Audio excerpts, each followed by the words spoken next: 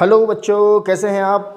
I hope कि आप सब अच्छे ही होंगे। तो स्वागत है आपका गला एजुकेशन में और मैं हूं आपके साथ शहजाद सैफी। तो बच्चों, आज के लेक्चर में हम करने वाले हैं कुछ इंपॉर्टेंट क्वेश्चंस जो बोर्ड एग्जाम के लिए भी बहुत इंपॉर्टेंट हैं और आपको उन्हें करने में भी दिक्कत आती है। पार्ट फर्स्ट में मैं आपको समझा चुका हूं कि मीन, मीडियन, मॉड कैसे निकाला जाता है, जिसका लिंक मैंने डिस्क्रिप्शन में दे रखा है। तो आप पार्ट फर्स्ट ज़रूर देखें, तभी आपकी बात अच्छे से समझ में आएगी। तो आज की क्लास में हम करने वाले हैं कुछ इंपॉर्टेंट क्वेश्चन। तो सबसे पहला क्वेश्चन आपके सामने है 14.1 एक्सरसाइज से क्वेश्चन नंबर 3 हमें करना है आज। ओके, तो बच्चों, जब भी आपको इस तरह की कोई टेबल दी हो, और उसमें लिखा हो 11 से 13, 13 से 15, 15 से 10, इस टाइप की कोई चीज़ लिख रही हो, तो वो हमेशा क्लास इंटरवल होती हैं, जिसको हम CI कहते हैं शॉर्ट में, क्लास इंटरवल। ओके, अच्छा। और क्लास इंटरवल के साथ हमेशा जब भी दूसरी कॉलम में कोई चीज़ गिवन होगी क्लास इंटरवल के साथ, वो हमेशा फ्रिक्वेंसी होगी, वो हमेशा फ्रिक्वेंसी ही होगी, f की वैल्यू ही होगी। ओके, चलिए अब क्वेश्चन है थोड़ा अलग टाइप का क्वेश्चन है। इसमें फ्रिक्वेंसी मिसिंग है जिसे हमें ढूंढना है। ये रही, ये फ्रिक्वेंसी मिसिंग है और इसको हमें ढूंढना है। अब ऐसी टेबल जो होती है, मीन वाले क्वेश्चनों में भी ऐसी टेबल होती है, मीडियन वाले क्वेश्चनों में भी ऐसी टेबल होती है और मॉड के क्वेश्चन में भी ऐसी टेबल होती है। अब हम कैसे पहचानेंगे क्वेश्चन मीन वाला है, मॉड वाला है या मीडियन वाला है? तो बच्चों, क्वेश्चन के अंदर अगर मीन गिवन है तो ये मीन वाला क्वेश्चन है, और अगर मीडियन गिवन है तो ये मीडियन वाला क्वेश्चन है, और अगर मॉड गिवन है तो ये मॉड वाला क्वेश्चन है। जैसे क्वेश्चन के अंदर मैंने यहाँ लिखा हुआ है, गिवन है मीन 18 रुपीज़, तो मुझे इसी से समझ में आ गया क्वेश्चन मीन का है। तो मीन वाले फॉर्मूले इसमें लगाने पड़ेंगे। दो फॉर्मूले हमें लगाने हैं, शॉर्टकट मेथड और डायरेक्ट मेथड। अच्छा, जब भी कोई चीज़ मिसिंग हुआ करे तो डायरेक्ट मेथड से किया करो, थोड़ा आसान रहता है। अगर आप एज्यूम मीन मेथड लगाओगे या स्टेप डेविएशन मेथड लगाओगे तो थोड़ा क्वेश्चन टिपिकल हो जाएगा आपके लिए। और ऐसे क्वेश्चनों में कंडीशंस बहुत कम आती हैं कि कौन से फॉर्मूले से आपको करना है। आपकी चॉइस होती है, कोई सा भी फॉर्मूला आप लगा सकते हो। ओके, और अगर किसी वजह से आ गई कंडीशन साथ में कि स्टेप डेविएशन मेथड से करो या एज्यूम मीन मेथड से करो, तो आपकी मजबूरी है, फिर करना पड़ेगा। नहीं तो आप डायरेक्ट मेथड लगाओ अगर कोई मिसिंग चीज़ निकालनी है तो। ओके, चलिए, अब ये बात तो मेरी समझ में आ गई कि क्वेश्चन मीन का है, ये क्वेश्चन मीन का है, तो मैं मीन वाले तरीके से ही काम करूँगा। तो जब हम मीन की टेबल बनाते हैं डायरेक्ट मेथड के लिए, इस मेथड के लिए डायरेक्ट मेथड होता है ना, तो इस मेथड के लिए जब हम कॉलम बनाते हैं तो हमें 4 कॉलम बनानी पड़ती हैं। कितनी? 4 कॉलम बनानी पड़ती है। पहली कॉलम बनानी पड़ती है हमें CI की, क्लास इंटरवल की। उसके बाद हमें X की कॉलम बनानी पड़ती है जो मिड वैल्यू होती है। X को मिड वैल्यू बोलते हैं, किसकी? क्लास इंटरवल की मिड वैल्यू होती है। अच्छा, उसके बाद फ्रिक्वेंसी, और उसके बाद F इंटू एक्स लिखते हैं। क्या लिखते हैं? F इंटू एक्स, FX क्यों लिख रहे हैं? क्योंकि FX की हमें ज़रूरत पड़ेगी ना फॉर्मूले में, इसलिए लिख रहे हैं। तो F तो हमारे पास है, X कहाँ से आएगा? अच्छा, मैंने क्वेश्चन पहले से लिख के रखा है ताकि कम टाइम में काम ज़्यादा हो जाए। अच्छा, बात समझो क्या है। तो 4 कॉलम बनानी होती है, मैंने बना ली। मैंने CI की कॉलम बना ली। डायरेक्ट मेथड लगाने के लिए अगर आप इस वाले मेथड से काम करोगे, ये वाला फॉर्मूला लगाओगे, तो आपको 4 कॉलम बनानी पड़ेंगी। और जब भी कोई चीज़ मिसिंग हो तो ये वाला फॉर्मूला ही आप लगाया करो।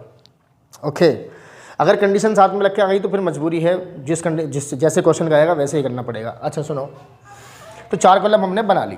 पहली वाली कॉलम में लिख लेते हैं हम CI, जैसी लिखी हुई है ऊपर वैसी की वैसी एज इट इज़ उतार लेते हैं। दूसरी वाली कॉलम में हमें निकालनी होती है X की वैल्यू। अब X की वैल्यू टेबल में तो मिलती नहीं है, ये तो हमें निकालनी पड़ती है। हम निकालते कैसे हैं? X की वैल्यू हमेशा CI से ही निकलती है, क्लास इंटरवल से ही निकलती है X की वैल्यू। इसका लिंक हमेशा क्लास इंटरवल से होता है। कैसे निकालते हैं? आप इन दोनों को ऐड करिए।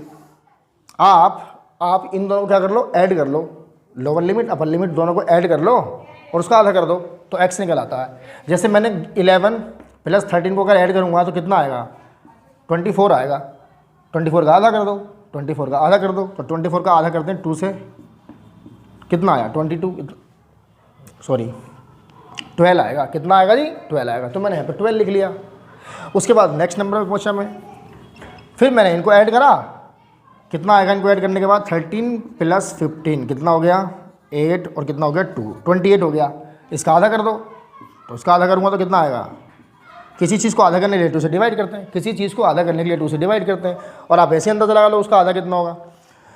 तो कितना हो गया भाई? ये हो गया हमारा 14। कितना हो गया? 14। तो सारी चीज़ें मैंने ऐसे ही लिखी हैं। इनको ऐड करा, आधा करा, 16 आ गया। इनको ऐड करा, आधा करा, 18 आ गया। इनको ऐड करा, फिर आधा करा, 20 आ गया। अच्छा, बार बार आपको ऐड करके आधा लिखने की जरूरत नहीं है, बस 2 लिख लो शुरू के, और फिर आप देख लो 2 में कितना गैप चल रहा है, 2 का गैप चल रहा है, तो आप 2 के गैप से लिखते चले जाओ।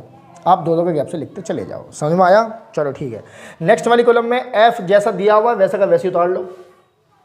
तो दो चीज़ तो मैंने ऐसी उतार ली जैसी दी हुई है, क्लास इंटरवल भी, एफ भी, बस मैंने एक्स तो निकालना पड़ा और एक्स ऐसे निकालते हैं, इन दोनों को जोड़ो आधा कर दो आगे लिख दो, इन दोनों को जोड़ो आधा करो आगे लिख दो, इन दोनों को ऐड करो आधा करो आगे लिख दो। समझ गए होंगे आप बात, काफ़ी होशियार बच्चे हैं आप। ओके, अब क्या करें सर? अब आ गए हम एफ एक्स वाली कॉलम पे। किस पे आ गए? एफ एक्स वाली कॉलम पे। तो यहाँ मैंने लिखा है एफ इंटू एक्स। अब एफ इंटू एक्स का मतलब क्या होता है? एक तो एफ वाली कॉलम की जो वैल्यू है सारी और एक्स वाली कॉलम की जो वैल्यू है सारी, उनकी मल्टीप्लाई करनी है, उनकी मल्टीप्लाई करनी है। तो एक्स वाली कॉलम की एफ वाली कॉलम की मल्टीप्लाई करनी है वैल्यू की। तो चलो मैंने इसकी इसमें मल्टीप्लाई लगाई तो 84 आया, इसमें इसकी मल्टीप्लाई लगाई तो 84 आया, इसकी इसमें मल्टीप्लाई लगाई तो 144 आया। तो ऐसे ही आती चलेगी। अच्छा, यहाँ पे 20 की एफ में मल्टीप्लाई लगाई तो 20 एफ हो गया, 20 की एफ में मल्टीप्लाई लगाई तो 20 एफ हो गया। ओके, इसकी इसमें मल्टीप्लाई करी तो इतना आ गया, इसमें इसकी मल्टीप्लाई करी तो इतना आ गया। ठीक है जी, ओके सर, टेबल तो बन गई। 4 कॉलम बनानी है। पहली वाली में सी आई लिखना है, क्लास इंटरवल। दूसरी वाली में एक्स लिखना है, इनको जोड़ के आधा करते चले जाओ। तीसरी वाली कॉलम में एफ लिखना है, जो सीधा सीधा उतारना होता है। और लास्ट वाली कॉलम में हमें एफ एक्स की वैल्यू निकालनी होती है। अगर हम डायरेक्ट मेथड का इस्तेमाल करना चाहते हैं तो, अगर कोई और फॉर्मूला आप लगाना चाहते हैं तो उसकी टेबल अलग तरीके से बनेगी। ओके, चलो ठीक है। अब ये यहाँ पे लिखा हुआ है mean equal sigma F x. Sigma को समीशन भी कहते हैं, समीशन भी कहते हैं इसको। तो यहाँ पे सिग्मा का जो साइन है ये हमेशा इसका मतलब होता है टोटल। क्या मतलब होता है? टोटल। जिससे पहले लिखा होता है उस चीज़ का टोटल रखना होता है वहाँ पे जहाँ पे लिखा होता है। देखो ये एफ एक्स से पहले लिखा हुआ है, ये एफ एक्स से पहले लिखा हुआ है सिग्मा समीशन। तो इसका मतलब है कि यहाँ पे हमें एफ एक्स का टोटल रखना है। फिर एफ से पहले सिग्मा लगा हुआ है, एफ से पहले भी सिग्मा लगा हुआ है। तो क्या मतलब है? सिग्मा क्या बोलता है? सिग्मा बोलता है भैया जहाँ पे मुझे दिख जाऊँ वहाँ पे उस चीज़ का टोटल रख दो जो मेरे आगे रखी है। तो सिग्मा क्या कह रहा है? मेरे आगे कौन रखा है? एफ। तो यहाँ पे एफ का टोटल रख दो, एफ का टोटल रख दो। अब हमारी समझ में आ गया कि हमें यहाँ क्या रखना पड़ेगा? एफ एक्स का टोटल, और यहाँ क्या रखना पड़ेगा? एफ का टोटल। तो भैया अब मुझे एफ एक्स वाली कॉलम का टोटल करना पड़ेगा क्योंकि मुझे यहाँ रखना है एफ एक्स का टोटल, और मुझे एफ वाली कॉलम का भी टोटल करना पड़ेगा क्योंकि मुझे यहाँ रखना है एफ का टोटल। तो मैंने एफ वाली कॉलम को ऐड किया है और एफ एक्स वाली कॉलम को ऐड किया है फॉर्मूले में वैल्यू रखने के लिए। ठीक, बात समझ में आई? Okay sir. अच्छा सुनो, कुछ बच्चे क्या गलती करते हैं, जब वो ऐड करते आते हैं तो इस एफ को कैसे लिख लेते हैं? जैसे उन्होंने ऐड कैसे करते हैं? भैया ये एफ जो एफ है ये अलग से लिखा जाएगा। कुछ बच्चे इसी में ऐड करते चले आते हैं इसको। जैसे मान लो यहाँ लिख रहा है 2 3 एफ और मुझे इन्हें ऐड करना हो तो कुछ बच्चे पता क्या करते हैं? वो करते हैं 3 और 2 5, तो ये 5 एफ हो गया। ये तो आपने मल्टीप्लाई लगा दी भैया, ऐड कहाँ कर लिया आपने? तो मल्टीप्लाई हो गई। ऐसे नहीं लिखते, ऐसे लिखते हैं क्योंकि ये देखो अलग चीज़ है, ये अलग चीज़ है। लाइक टर्म पढ़ी होंगी आपने, लाइक टर्म अनलाइक टर्म। तो ये एक जैसी टर्म ये है तो ये एक साथ ऐड होंगी, ये अलग से लिखी जाएगी, ये अलग से लिखी जाएगी, ये इसमें ऐड नहीं हो सकती। बस प्लस का साइन करके लिख सकते हैं। तो कितना हो गया भैया? 3 to 5 हो गया। एफ लिख लेंगे ऐसे ही, ऐसे इस तरीके से ऐड होंगी। तो मैंने भी यहाँ देखो जो ये सारी चीज़ें हैं, ये सारी चीज़ें हैं, ये एक साथ ऐड कर ली, 44 लिख दिया, और इस एफ को मैंने अलग से ऐसे ही लिख दिया प्लस करके। ऐसे ही इधर का टोटल होगा। जो ये वाली चीज़ें हैं, ये वाली जो चीज़ें हैं वो मैंने एक साथ ऐड करके लिख ली, और 20 एफ को मैंने अलग से ऐसे ही प्लस करके लिख दिया। अब आपकी समझ में बात आ गई होगी क्यों टोटल करा मैंने इसका टोटल क्यों करा? क्योंकि मुझे यहाँ एफ एक्स का टोटल चाहिए। सिग्मा बोल रहा है कि टोटल रखो यहाँ एफ एक्स का। एफ वाली कॉलम का टोटल क्यों करा? क्योंकि यहाँ एफ का टोटल चाहिए, क्योंकि सिग्मा बोल रहा है कि यहाँ पे एफ का टोटल रखो। समझ में आ गई होगी बात? अच्छा सुनो अब ध्यान से। अब क्योंकि ये चीज़ तो है मीन, ये क्या है? मीन है। ये क्या है? सिग्मा एफ एक्स, ये क्या है? सिग्मा एफ है। तो भैया मीन तो हमें गिवन है क्वेश्चन के अंदर मीन हमें गिवन है, ये रहा 18। तो इस मीन की जगह पर हम क्या रख लेंगे? 18 रख लेंगे। इक्वल टू एफ एक्स का टोटल बताओ कितना है? एफ एक्स का टोटल है 752 प्लस 20 एफ। ये हमारा एफ एक्स का टोटल है। एफ एक्स का टोटल ही तो रखना है यहाँ पे, अपॉन एफ का टोटल रखना है यहाँ पे, किसका? एफ का। तो एफ का टोटल ये रहा कितना है भैया? 44 प्लस एफ। ठीक है। अच्छा, जिसके नीचे कुछ नहीं होता, छोटे छोटे बच्चे हो आप, उसके नीचे 1 लिख लिया करो। हालांकि कोई ज़रूरत नहीं होती लिखने की, लेकिन आपको समझाने के लिए। ठीक है। अब इधर भी पूरा एक नंबर बन गया क्योंकि देखो पूरा डंडा लगा हुआ है ना, ये इधर भी एक ही नंबर बन गया। तो इस कंडीशन में क्रॉस मल्टीप्लाई करते हैं, आपको पता होगा। तो क्रॉस मल्टीप्लाई लगा दो भैया। तो बच्चों क्या करेंगे? अब हम क्रॉस मल्टीप्लाई करेंगे। क्या करेंगे? क्रॉस मल्टीप्लाई करेंगे। तो 18 की मल्टीप्लाई 44 में होगी तो 792 आएगा। 18 चौक 72, 18 चौक 72 और 7 तो 18 की 18 की मल्टीप्लाई 44 में होगी तो इतना आएगा, फिर 18 की मल्टीप्लाई में एफ में भी करनी पड़ेगी, क्रॉस मल्टीप्लाई कर रहे हैं ना, तो 18 की दोनों में मल्टीप्लाई लगेगी, तो कितना हो गया 18f हो गया, इक्वल टू, देखो 1 की मल्टीप्लाई इससे लगी तो इतना ही आ गया, और फिर 1 की मल्टीप्लाई हमें इसमें भी करनी पड़ेगी तो इतना ही आ गया।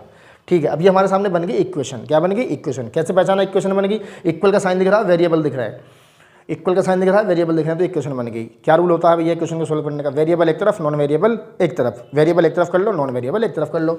ठीक है, तो मैं 18f को इधर ही रख लेता हूँ और मैं 20f को भी इधर ले आता हूँ, क्योंकि मुझे एक तरफ करने हैं वेरिएबल और एक तरफ करने हैं नॉन वेरिएबल। तो भैया जब कोई चीज़ इधर उधर जाती है इक्वल के साइन से तो उसका साइन चेंज हो जाता है। तो इसको मैं इधर ला रहा हूँ कुदा के, इसको मैं 20f को कुदा के इधर ला रहा हूँ, तो ये फिलहाल प्लस का है तो माइनस का 20f हो जाएगा इक्वल टू।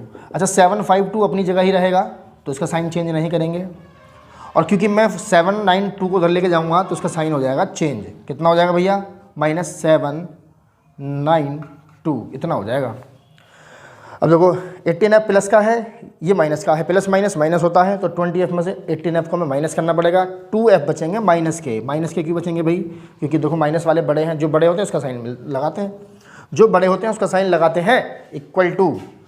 यहाँ पे कितना बचेगा भाई? यहाँ पे कितना बचेगा? 0 4 40 ही बचेगा, 40 ही बचेगा, और ये भी माइनस का ही बचेगा। क्यों? क्योंकि देखो प्लस माइनस माइनस यानी कि माइनस करना है, कितना आएगा? 40 आएगा। किसका आएगा सर?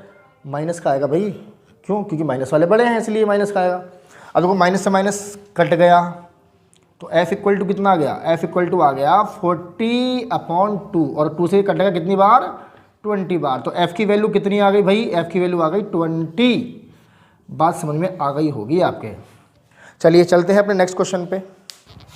तो चलिए बच्चों अब हम करेंगे इसी क्वेश्चन को दूसरे मेथड से, जिसका नाम है एज्यूम मीन मेथड। 3 मेथड होते हैं ना मीन के क्वेश्चन को करने के, assume mean method, direct method, इसे शॉर्टकट भी कहते हैं, और एक step deviation method. Step deviation method I think cut गया है, शायद वो सेकंड टर्म में आएगा नहीं, स्टेप डेविएशन मेथड। इसलिए डायरेक्ट मेथड से हम सीख चुके हैं क्वेश्चन को करना, अब हम सीखेंगे एज्यूम मीन मेथड से। अगर कोई भी चॉइस नहीं आती है क्वेश्चन के अंदर कि कौन से फॉर्मूले से हमें करना है, तो आप डायरेक्ट फॉर्मूले का इस्तेमाल करना, और अगर कंडीशन आ जाए कि आप एज्यूम मीन मेथड से इस क्वेश्चन को सॉल्व करो तो कैसे करेंगे, आओ सीखते हैं कैसे। तो जल्दी से आ जाओ मेरे साथ, करते हैं एज्यूम मीन मेथड से कि इस क्वेश्चन को कैसे सॉल्व करेंगे। सबसे पहले कितनी कॉलम बनानी पड़ेंगी? 1 2 3 4 5 5 कॉलम बनानी पड़ेंगी, 5 कॉलम बनानी पड़ेंगी। पहली कॉलम में CI लिखना है, क्लास इंटरवल, दूसरी कॉलम में x लिखना है, मिड वैल्यू, तीसरी कॉलम में d equal x minus a लिखना है, अभी बताऊंगा क्यों लिखा था हमने ये, और चौथी कॉलम में हमें लिखना है f, और लास्ट कॉलम में हमें लिखना है fd, लास्ट कॉलम में लिखना है हमें fd। बच्चों हमारा फॉर्मूला है a plus sigma fd upon sigma f, और सिग्मा का मतलब होता है समीशन, यानी कि हमें यहाँ पे fd का टोटल रखना है और नीचे हमें f का टोटल रखना है। तो बच्चों अब हमें पता है कि f क्या है। f तो क्लास इंटरवल के साथ जो चीज़ दी होती है ना वो f की वैल्यू ही होती है, ये तो हमें पता है। सर a कहाँ से आएगा? a कहाँ से आएगा? फॉर्मूले में हमें a चाहिए, फॉर्मूले में हमें क्या चाहिए? a चाहिए रखने के लिए। अब a कहाँ से आएगा? सर d कहाँ से आएगा? सर हमें तो सिर्फ f पता है और x पता है, कैसे निकालते हैं? a कैसे आएगा और d कैसे आएगा? देखो कैसे आएगा a और d, शुरू से समझना शुरू करो। सबसे पहले आप CI लिख लो, CI लिखने के बाद x निकालना जरूरी है। कोई भी मीन का क्वेश्चन अगर आप करोगे तो x तो आपको निकालना ही पड़ेगा, तो x की कॉलम तो आपको बनानी ही पड़ती है। इन दोनों को हमने ऐड करा, 11 + 13 कितना हो गया भैया? ये हो गया 4 2 22 हो गया जी। 22 को आधा करना पड़ेगा, 2 × 2 2 × 4, अभी मैंने पिछले लेक्चर में बताया आपको, लास्ट क्वेश्चन में मैंने आपको बताया है। तो कितना आ गया भैया? 12 आ गया। अगर मैंने इन दोनों को ऐड करा तो 24 आया, 24 का मुझे करना है आधा, तो मैंने 12 लिख लिया। अब मैं इन दोनों को ऐड करूंगा, अब मैं 13 और 15 को ऐड करूंगा तो कितना आएगा? 8 2 28 आया, और 28 का आधा करेंगे तो कितना आएगा? 2 × 2 2 4 8 14। मैंने क्या बताया था आपको? आपको बार बार ऐड करके आधा करने की ज़रूरत नहीं है, बस आप ये देख लो कि पहले नंबर पे 12 आया है, दूसरे नंबर पे 14 आया है, इन दोनों में 2 का गैप है, 2 का गैप है इन दोनों में, बस 2 2 का गैप करते चले जाओ, 2 2 का गैप करते चले जाओ। तो पहले 12 14, उसके बाद क्या लिखना है? 16, उसके बाद 18, उसके बाद 20, उसके बाद 22, उसके बाद 24। ठीक है सर, समझ में आ गया। ओके आगे बढ़ें। अब यहाँ d की वैल्यू कैसे निकलेगी? x वाली वैल्यूओं से, जो ये x वाली वैल्यू है, इनसे हमें a माइनस करना पड़ेगा। अब a कहाँ से आएगा? a कहाँ से आएगा? a हमेशा मिलता है x वाली लाइन में, a हमेशा मिलता है एक्स वाली लाइन में कहाँ होता है ये? देखो कितने नंबर हैं इसमें, 1 2 3 4 5 6 7। पहले नंबर गिन लो कितने हैं, 7 हैं। तो 3 नंबर नीचे के छोड़ देने हैं और 3 नंबर ऊपर वाले छोड़ देने हैं। जो बीच में बचेगा वो एक ही वैल्यू होगी, वो तो एक ही वैल्यू होगी। सर अगर 6 नंबर हो जाएं तो, अगर 6 नंबर हो जाएं तो क्या करोगे? अगर 6 नंबर हो जाएं तो क्या करोगे? देखो 6 नंबर हैं, क्या करेंगे? 2 ऊपर के छोड़े, 2 नीचे वाले छोड़े, बीच में बचे 2 नंबर, बीच में बचे 2 नंबर। अरे जिसको मर्जी पकड़ लो भाई, जिसको मर्जी उसको ए मान लो, जिसको मर्जी आप चाहो तो इसको ए मान लो और चाहो तो इसको ए मान लो। समझ में आ गई होगी आपके बात। तो ए हमेशा मिलता है भाई एक्स वाली लाइन में। कहाँ? एक्स वाली लाइन में। कैसे मिलता है सर? बराबर नीचे से छोड़ दो, बराबर ऊपर से छोड़ दो, जो बीच में बचे उसे पकड़ लो, वही ए की वैल्यू है, वही ए की वैल्यू है। तो यहाँ पे 7 नंबर थे, मैंने 3 नीचे के छोड़े, 3 ऊपर के छोड़े, जो बीच में बचा उसको मैंने ए मान लिया। चलो ठीक है, समझ में सर? ओके सर, समझ में आ गया सर। चलिए आगे बढ़े। चलिए अब हमें निकालना है डी। डी निकालना क्यों है भैया? फॉर्मूले में डी आता है इसलिए निकालना है, डी की मुझे ज़रूरत है। तो डी कैसे निकलता है? डी निकलता है x माइनस ए करके, यानी कि x वाली वैल्यू सारी ये हैं और उनमें से हमें a माइनस करना है। a अकेला ये है, ये x भी है, ये x की वैल्यू भी है और ये a की वैल्यू भी है। x की वैल्यू इसलिए है क्योंकि x के कॉलम में है और a इसलिए क्योंकि हमने इसको एज्यूम किया है, a को इसको हमने a माना है, इसलिए तो इसका नाम है एज्यूम मीन मेथड।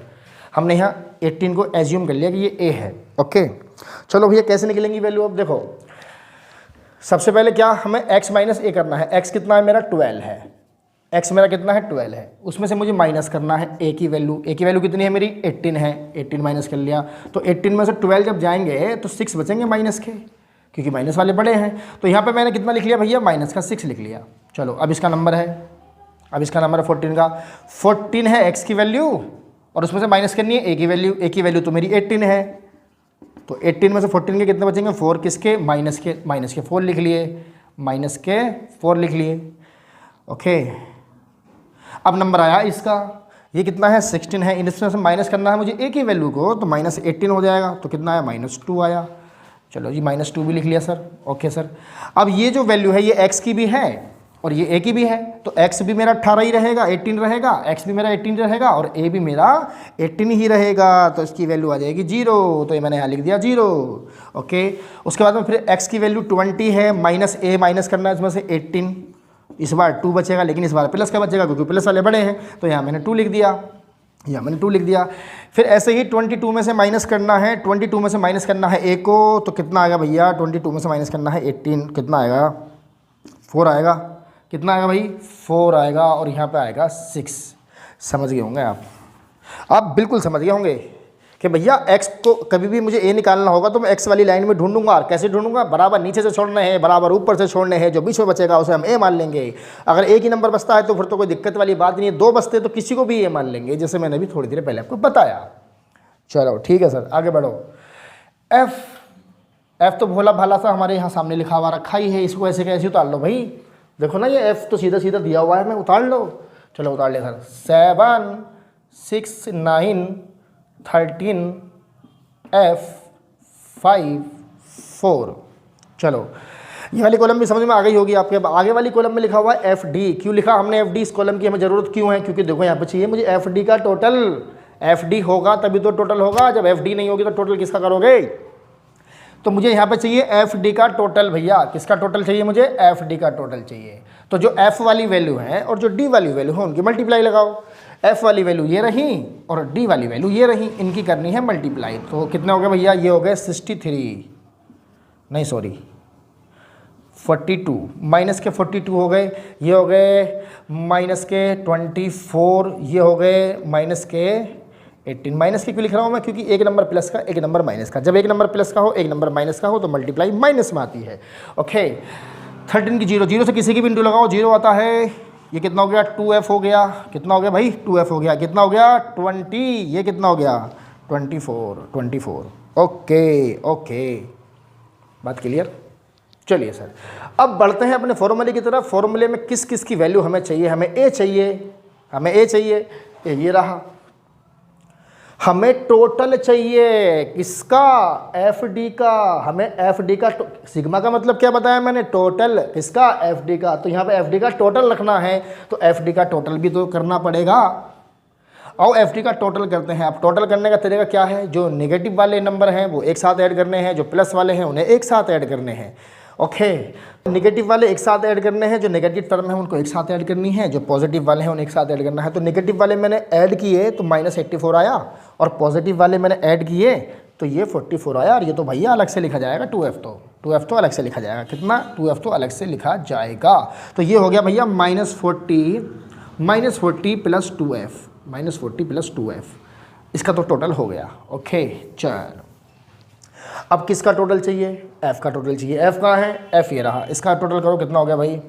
तो चलिए बच्चों, मैं अब f वाली कॉलम का टोटल कर रहा हूँ। f वाली कॉलम का टोटल इसलिए कर रहा हूँ क्योंकि मुझे यहाँ पे f का टोटल रखना है फॉर्मूले के अंदर। तो f वाली कॉलम का टोटल कितना आएगा भैया, 44 प्लस f को अलग से लिखना पड़ेगा प्लस करके, ठीक है। तो ये जो सारे एक साथ मैंने ऐड कर लिए और f को मैंने अलग से लिख दिया प्लस करके। चलो ठीक है सर, ओके आगे बढ़ो। चलिए, तो अब सारी तैयारियां हमने कर ली हैं, टेबल बना ली है, वो सारी वैल्यू हमने बना ली हैं जो हमें फॉर्मूले के अंदर रखनी है। हमें मीन का साइन होता है ये, तो ये तो खुद क्वेश्चन ने हमें दिया है। ए हमारा ये रहा, एफ डी का टोटल ये रहा, एफ का टोटल ये रहा।